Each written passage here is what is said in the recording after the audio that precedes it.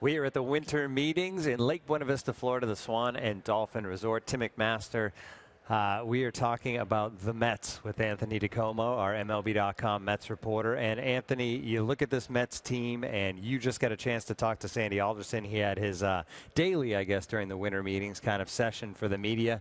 And you said it wasn't exactly one of those sessions where there's a ton of news or information, but what did you get out of it? Yeah, the Mets are thinking along a very clear line here. They have 3 areas that they consider significant areas of need. That is the bullpen, that is second base, and that is sort of this first base outfield hybrid that they want to come in and help in multiple areas. So, things always at these meetings, they seem like they're going slow, and they seem like they're going slow until they're not, right? So we're kind of sitting back and waiting and seeing where the Mets strike first. I do think it will be in either the bullpen or the second base area. And second base to me is definitely intriguing because you're here at the winter meetings. And one of the things I asked Sandy Alderson is you look at the second base market, and it's not very rich with free agent options, but it is rich with trade options. So here, when you have 30 general managers and their whole front office teams in the same rooms, does that kind of cultivate the seeds for a trade?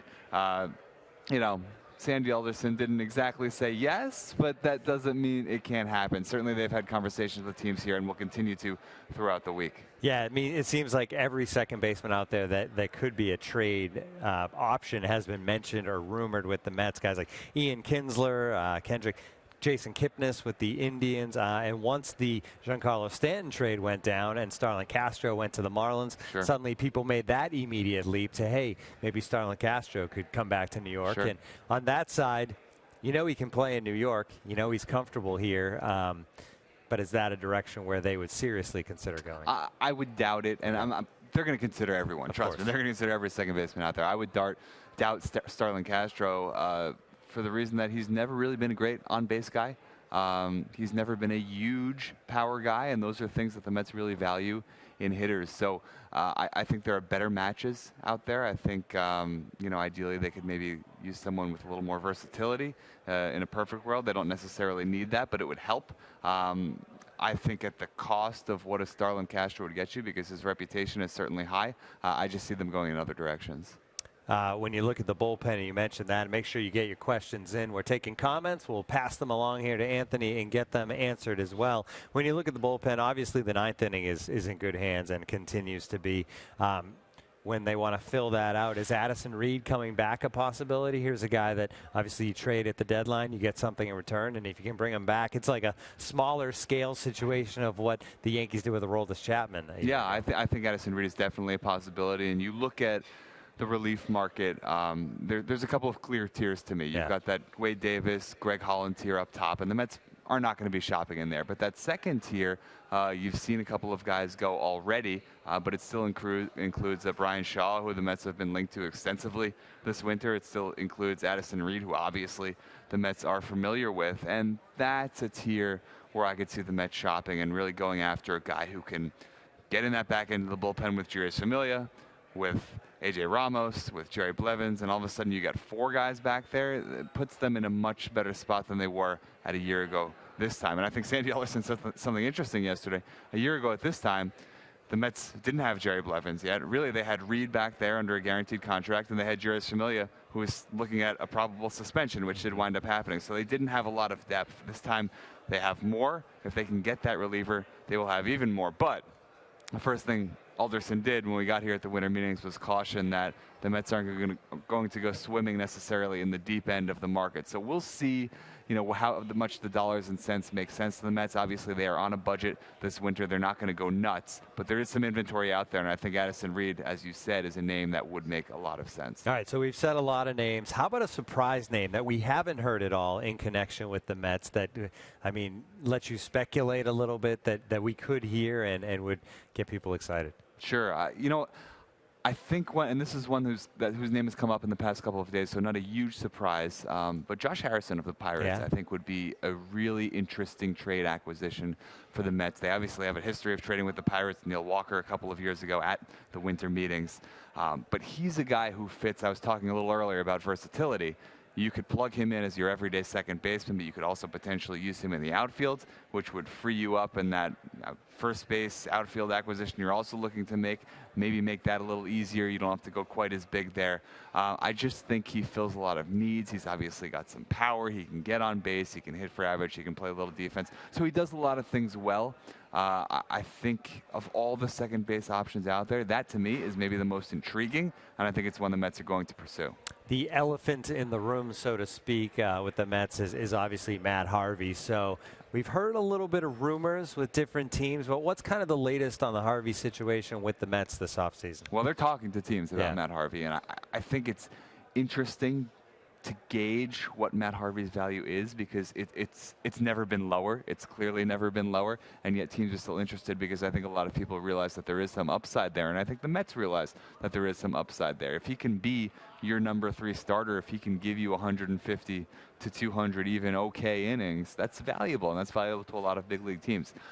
I'm skeptical that the Mets can ultimately strike a deal with anyone, only because I think his value is so low that he's more valuable to the Mets than he is anywhere else. Right. I mean, if you trade him and he goes out and has a great year elsewhere, of course that helps other teams, but the Mets need some depth in their rotation. They don't have a lot beyond Jacob deGrom or Noah Syndergaard, a lot that they can count on. Steven Matz has a huge injury history. Zack Wheeler has a huge injury history. Seth Lugo is pitching with a partially torn UCL on his elbow, and Robert Gesellman had a very uneven season last year. So if you trade away Matt Harvey, all of a sudden, you know, that depth that we've talked about for years with this Mets rotation doesn't look quite so hot anymore. I'm skeptical they'll get something done, but look, this is what the meetings are for. You meet with teams. Sometimes you get blown away by an offer that you didn't expect. It's certainly not impossible that Matt Harvey could be moved. And they can be patient with it, because you can let him go out there, see how he does. Maybe he has a great half, and maybe, you know, the Mets are there and you have him and he helps you get to the postseason. If not, maybe at the trade deadline, something kind of establishes itself. All right, Carter wants to know, we need a veteran third baseman. How about Martin Prado? I don't see it for this reason. The Mets have been pretty vocal in saying that they want Asdrubal Cabrera to play third base, and the thought coming into the offseason was that Cabrera could play either second or third, but the Mets very much prefer him at third base and are looking to bring in a second baseman. And the inventory, as we talked about at second base, is such where you've got so many names out there that you could potentially bring in. I think the Mets are going to find a deal with a second baseman, and Cabrera will play third. So I understand the thought. I think Prado's an intriguing player. I think there's a couple of intriguing players out there at third base. Doesn't look like that's the direction the Mets are going. Tony, just a comment, says upstate New York, central New York, I think, chiming in. Tony says, bring Tebow to Syracuse. Hey, we'll see. I'm not going to make you talk on that. After what he did last year, I would not be surprised. Yeah. Although it's going to be a couple of years before Syracuse is the AAA. Right. One more year of Vegas. Okay. One more year. Yep. And then Shane and others, they want to know, what's the plan at catcher? The status quo. Yeah. You've got Travis d'Arnaud. You've got Kevin Plawecki back there. You got Tomas Nido, who came up as that third option, will probably start in AAA. But the Mets are encouraged by what they saw from both guys down the stretch last year. They did both hit well down the stretch. They both played well defensively down the stretch. And I think the Mets feel like they hit on something with not having it be a d'Arnaud is the starter, Plawecki is the second option. They really made it more of a timeshare. And yeah, d'Arnaud will catch more games than Plawecki when all is said and done. But if that's something more like 4 games a week versus 3 games a week, I think they feel they can keep both guys fresh and go a long way towards keeping d'Arnaud healthy. He certainly has an injury history. And also, you know, getting Plawecki's feet wet in the big leagues, which he has done at this point.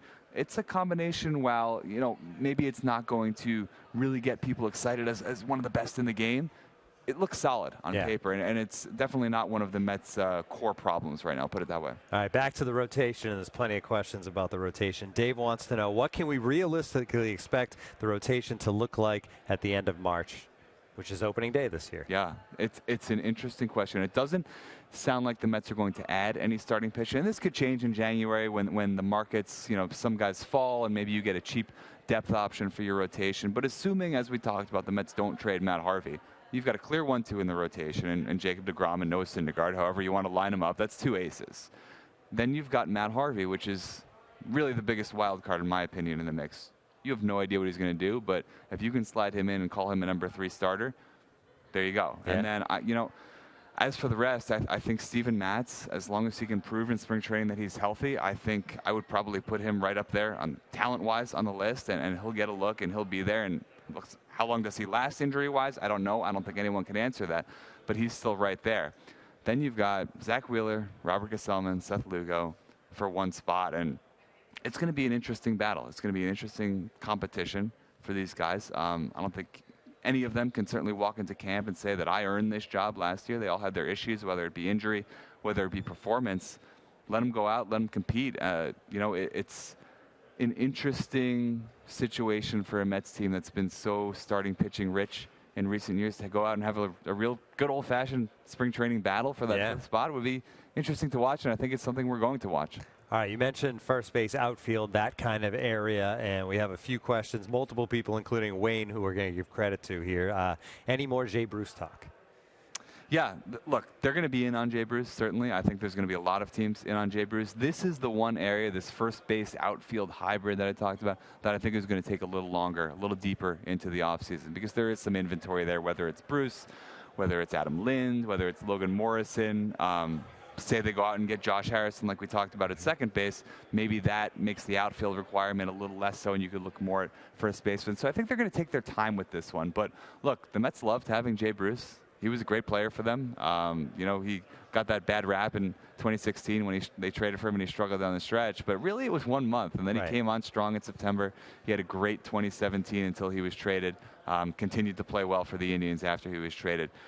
Certainly, there's going to be some interest there. The Mets have interest there. Jay Bruce has expressed some mutual interest. Does it get done? It's going to depend on the dollars and cents. He might wind up pricing himself out of the Mets market because of the season that he had and because there are some lesser options available on the market. But yeah, there's interest there for sure. One more question for you, and this one's another one that's coming from multiple people out there, and it's about Dom Smith. Obviously, there's a lot of excitement about the young Mets players, Ahmed Rosario at shortstop, Dom Smith at first base. Smith struggled a little bit in 2017. What's the confidence level for this Mets team, for him, what he can do next year? Yeah, I think Dom Smith got a little bit of a bad rap. At the GM meetings last month, Sandy Alderson kind of said, well, he hasn't done enough to earn the 2017 job, and that's true. And he did not do enough down the stretch, and he said that himself at an appearance in New York last week. He said, I would expect some criticism because I hit under 200, and I didn't prove that I'm the type of player that I want to be yet. But there's still a lot of long-term optimism in the organization about Dominic Smith, and that's why they're not going out and just getting a full-time first baseman. They don't want to block Dom Smith. If he needs more time, if he even needs to start the year in AAA, they'll do that, and they'll start someone else at first base. But they don't want to block him long term. They don't want to even block him over the course of this summer, because this is still a guy rated as their second best prospect throughout last year, was a first-round draft pick, very highly touted coming up through the system. There's a lot of potential there. The Mets are excited about what Dominic Smith can do, and I would be shocked if by the end of this season he is not playing every day at first base for the Mets. All right, thank you, Anthony DiComo. Thank you for all the questions out there. That's going to do it.